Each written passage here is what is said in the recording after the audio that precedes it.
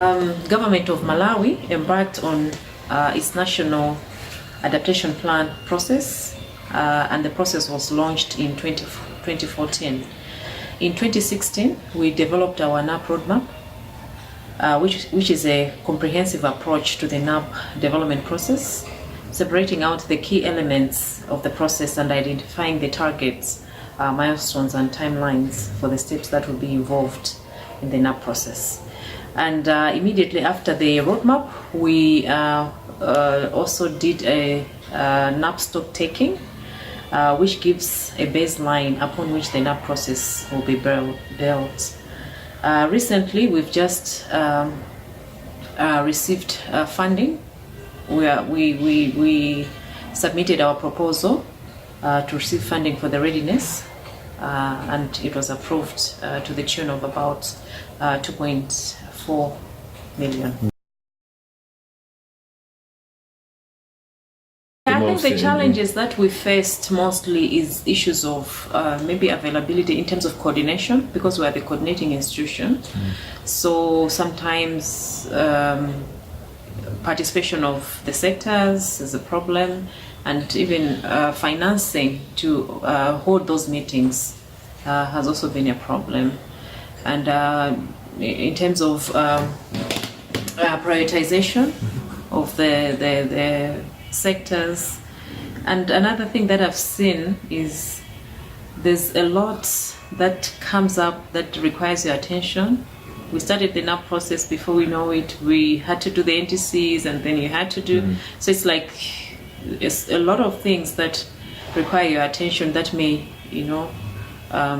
make the other issues a bit irrelevant, or maybe not being seen as a priority. But now that we have this readiness money, we are geared to proceed. One lesson that I've learned is to try and integrate or consolidate some of the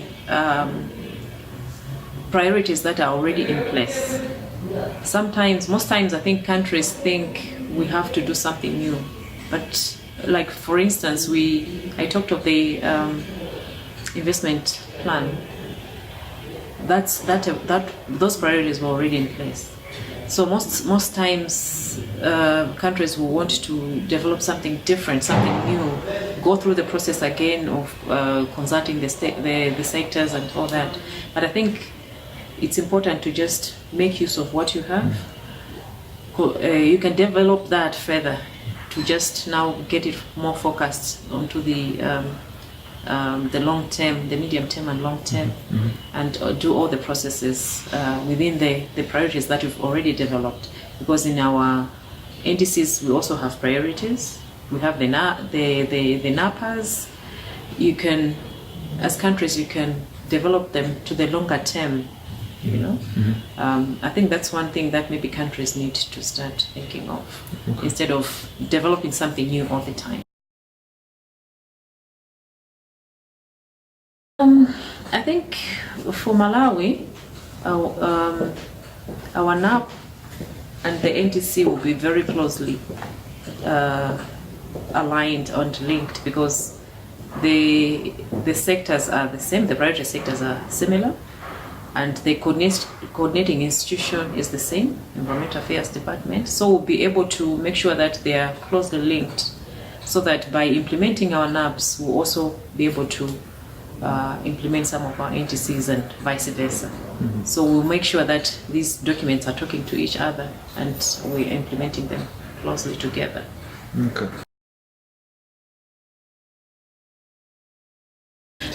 For Malawi, we'll make sure that we integrate this adaptation planning into what we call district development plans.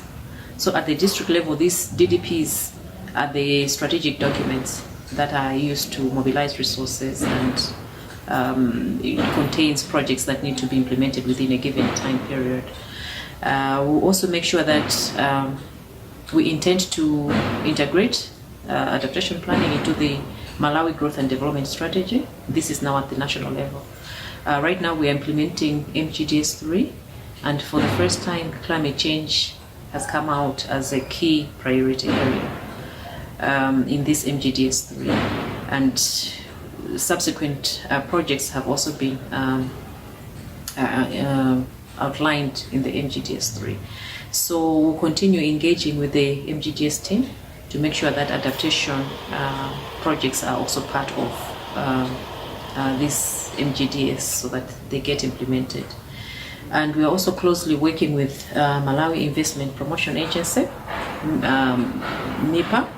It's they come up with what they call a compendium of projects within a given time period. I think it's a 5-year compendium.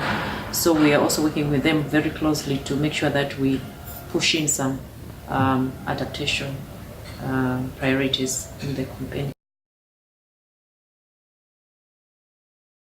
I think what we need is maybe technical support to assist the country in trying to consolidate and put together these priority areas within the sectors.